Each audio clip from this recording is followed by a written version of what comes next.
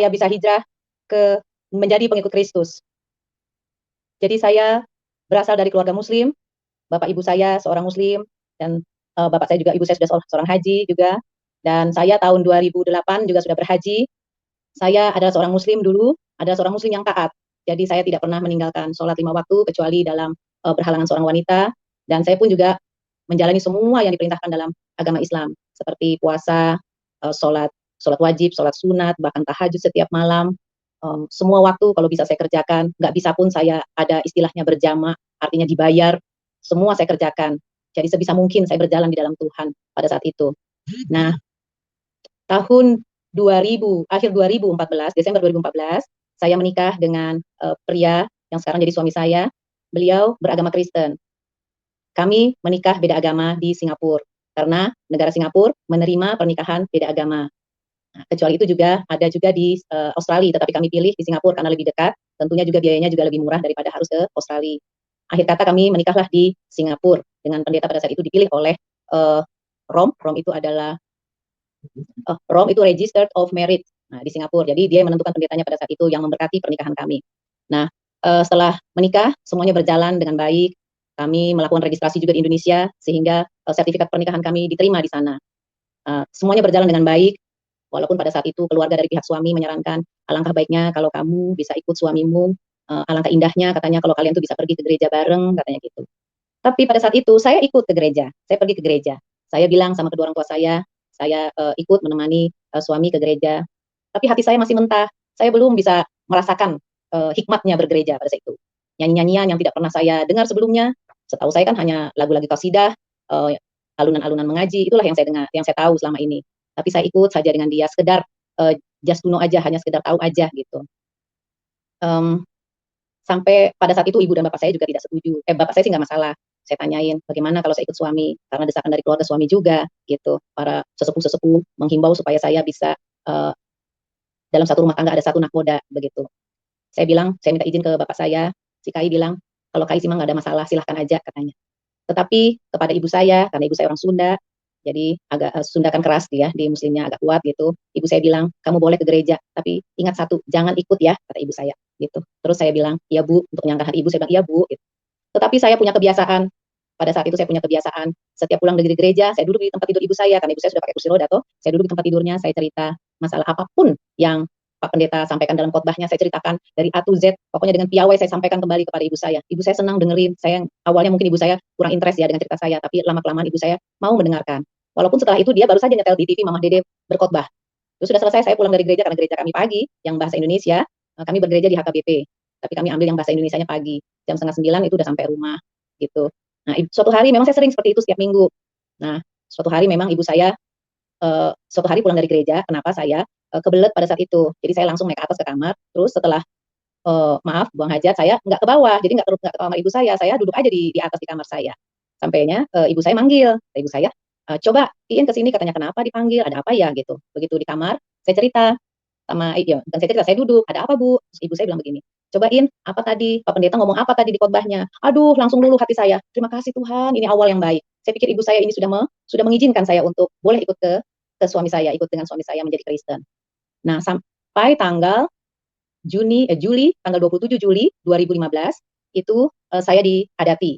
Artinya saya diberi marga oleh keluarga suami, dan saya dibaptis. Dibaptis pada saat itu. Nah, setelah dibaptis, tapi hati saya ini masih belum sepenuhnya ke Kristus. Saya masih mau ambil wudhu pada saat saya dengar ajan gitu. Saya mau ngambil mukena saya untuk pakai mukena untuk sholat gitu. Terus di depan suami tentunya saya menyimpan itu semua. Tapi kalau suami nggak ada, saya lakukan itu lagi gitu. Tapi pada akhirnya saya mulai pelan-pelan meninggalkan. Nah, pada saat itu memang belum sepenuhnya hati ini kepada Kristus. Jadi kalau saya bicara dengan suami saya bilang, Tuhan Yesus, itu hati saya udah ngenyek hati saya. Nabi Isa kok dipanggil Tuhan gitu. Hati itu selalu begitu. Nabi Isa kok dipanggil Tuhan gitu. Karena kan saya dari kecil ajarannya seperti itu. Jadi belum mengenal sosok Yesus siapa sebenarnya.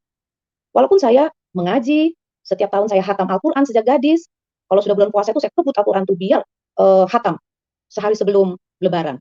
Karena membaca Al-Qur'an dalam Islam itu berpahala. Jadi saya kejar itu yang namanya pahala, termasuk sholat, puasa, sholat sunat, apa saja. Itu berpahala itu yang saya kejar, begitu Pak Pendeta. Nah, iya Bu, saya silakan Bu dilanjutkan. saya selalu mengenyek kalau suami saya mengatakan Tuhan Yesus. Dalam hati saya ini, selalu saya menentang itu. Saya nggak terima banget dibilang Tuhan, sementara Tuhan itu bagi saya adalah Tuhan Esa yang satu, begitu aja. Nah, suatu hari, jadi maaf Pak Pendeta, 6 bulan setelah saya dibaptis, hati saya belum kepada Kristus. Walaupun jiwa dan diri saya ini sudah dibaptis oleh pendeta pada saat saya dibaptis. Nah, suatu hari malam saya bermimpi. Karena saya selalu mengeluhkan kepada Tuhan, Tuhan, saya ini berada di mana? Keputusan apa yang harus saya ambil? Saya sudah dibaptis Tuhan, kalau ini dikatakan pengkhianatan kepadamu, maafkan saya. Tapi tolonglah saya. Kaki kanan saya sudah dibaptis. Kaki kiri saya ini masih ingin melakukan apa kebiasaan saya dari lahir sejak sampai dengan saat itu. Kemudian itu yang selalu saya gumulkan setiap hari, setiap malam, selalu saya minta pada Tuhan, harus kemana saya ini, tolong Tuhan. Suatu hari saya bermimpi. Dalam mimpi itu, di ruangan yang gelap, saya berdua dengan seseorang yang saya melihat wajahnya. Walaupun remang-remang saya melihat wajahnya. Ini kan wajah seperti yang saya lihat di gereja. Ini kan wajah yang sering saya lihat juga di internet kalau saya melihat siapa sosok Yesus. Semua orang juga pasti tahu ya bagaimana rupanya. Kemudian saya lihat terus, luar biasa orang ini, tapi dia diam aja. Dia cuma diam, dan itu kemudian pintu di belakang saya, pintu gerbang di sebelah kanan saya terbuka, boom, lebar. Cahaya masuk, cus, terang, menyinari wajahnya. Jadi semakin jelas saya melihat wajahnya. Oh iya ya, itu Yesus ya, yang selama ini saya ragu-ragukan dia, yang selama ini dipuji-puji sama suami saya, Tuhan Yesus, ini dia. Dia di depan saya. Terus masuk orang dari pintu gerbang di sebelah kanan saya, masuk. Orang berbaris dengan baju putih. Saya lihat semua duduk di depan dia, sujud, menyembah, berdoa, ada yang pegang jubahnya, berdiri lagi, pergi ke sana, ke arah kanan, muter, keluar pintu sebelah sana. Pintu sebelah sana juga terbuka, bercahaya, keluar, satu-satu, begitu terus, Mas. Dan saya lihatin orang ini, satu pun enggak, saya kenal nih orang ini. Tapi kenapa dia begitu ya? Nah, seling saya mikir Pak Pendeta, ini mungkin dikatakan Yesus. Ini dia begitu disembah sama orang, dipuja orang di sini. Akhirnya saya mengangkat tangan saya pegang itu jubahnya Yesus yang ada di depan saya. Saya mikir, orang lain harus jalan untuk menuju ke dia, sementara saya sudah duduk di sebelahnya dia. Akhirnya saya angkat tangan saya pegang jubahnya, saya terbangun seketika itu juga. Dan saya bangun, saya kaget. Ternyata mas saya lihat jam 1:30 malam. Saya bangunin suami saya. Suami saya bilang, malah saya diledekin lagi. Kata suami saya, gila kamu katanya. Saya lahir Kristen aja, belum pernah saya mimpi Yesus. Dia berharap aja mau mimpiin bapaknya yang sudah meninggal, itu belum pernah. Apalagi mimpiin Yesus. Jadi saya bilang, benar saya mimpi, saya lihat Yesus. Saya pegang jubahnya. Saya tersungkur di situ. Tapi saya terbangun. Terus suami saya malah tidur lagi, ngorok. Akhirnya saya mikir terus mimpi saya itu. Sampai saya gemeteran. Apa artinya Tuhan ini begini? Apa maksudnya? Lama sekali saya memikirkan itu. Sampai subuh. Akhirnya saya mendapat jawabannya.